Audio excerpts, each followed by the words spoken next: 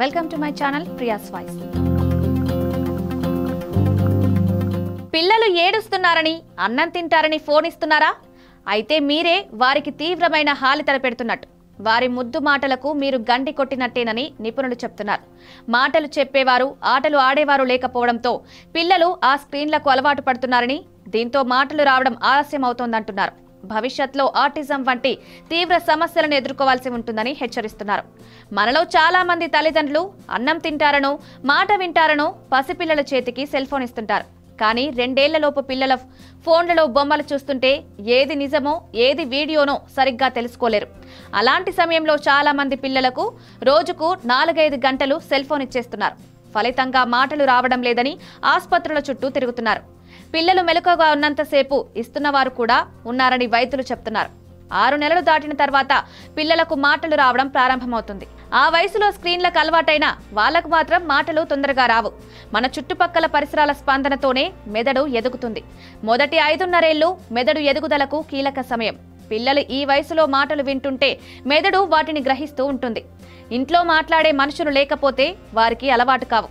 Screen చూసినంత సమయం పిల్లలు ఆ లోకంలో ఉండిపోతారు. ఫోన్ పక్కన పెట్టేసిన పిల్లల బుర్రలో అవే మెదులుతుంటాయి. ఇలాంటి సమయంలో తల్లిదండ్రులు, చుట్టాలు మాట్లాడే మాటలు మెదడుకెక్కవు. ఫలితంగా వారి మెదడు స్పందించడం తగ్గిపోతుంది. పిల్లలకు యూట్యూబ్లో పాఠాలు చూపిస్తే ఆంగ్లం బాగా వస్తుందని కొందరు తల్లిదండ్రులు స్క్రీన్ ఇస్తున్నారు. ఇక్కడ ఒకవైపు నుంచే కమ్యూనికేషన్ ఉంటుందని, దీంతో వారికి ఏదైనా సమస్య ఉంటే బయటపడదని నిపుణులు సూచిస్తున్నారు. ముఖ్యంగా స్క్రీన్ ఎక్కువసేపు చూసే పిల్లలు చుట్టూ ఉన్నవారు తల్లిదండ్రులు మాట్లాడే మాటలను వినరని, వారిని పట్టించుకోరని అంటున్నారు. వీరు మనుషుల ముఖాలు సరిగా చూడరని, మనుషులతో కలవడం తగ్గిపోతుందంటున్నారు. ఫలితంగా కొత్త వాళ్ళు కలిసినప్పుడు ఎలా మాట్లాడాలో అర్థం కాదని, ఇతరులతో ఎలా ప్రవర్తించాలో తెలియదని వెల్లడిస్తున్నారు. ఇలాంటి పిల్లలు ఒక్కోసారి మొండిగా మారిపోతారని, వారి లోకంలో వారు ఎక్కువసేపు ఉంటే ఆటిజం బారిన పడతారని వైద్యులు వివరిస్తున్నారు. 5.5 ఏళ్లు వచ్చే వరకు పిల్లలకు స్క్రీన్లు అలవాటు చేయకపోవడం ఉత్తమం. కీప్యాడ్ ఫోన్లు వాడితే మంచిది. ఇంట్లో వాళ్ళు పిల్లలతో రోజు మాట్లాడుతుంటే వారు వాటిని గ్రహించి పిల్లలు మాట్లాడడానికి ప్రయత్నిస్తారు. ప్రతిరోజు చిన్నారులతో ఆడాలి. ఎందుకంటే ఆటల మధ్యలో వాడే మాటలు త్వరగా గుర్తుంటాయి. ఒక్కరే ఆడుకుంటే ఏ ప్రయోజనం ఉండదు. బొమ్మల పుస్తకాలు చూపించి పిల్లలకు చెబుతూ ఉండాలి. చిన్న చిన్న బొమ్మలతో కథలు చెప్పాలి.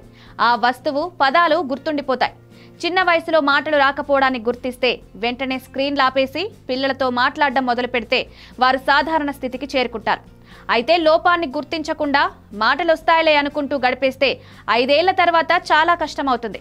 పిల్లవాడికి సిగ్గెక్కువ, మాట్లాడని తల్లిదండ్రులు ఒక నిర్ణయానికి వచ్చేస్తుంటారు. దీంతో చికిత్స సరైన సమయంలో అందడం లేదు. మరిన్ని వీడియోస్ కోసం సబ్స్క్రైబ్ చేసుకుని కిందున్న బెల్ ఐకాన్ని నొక్కండి. Thank you.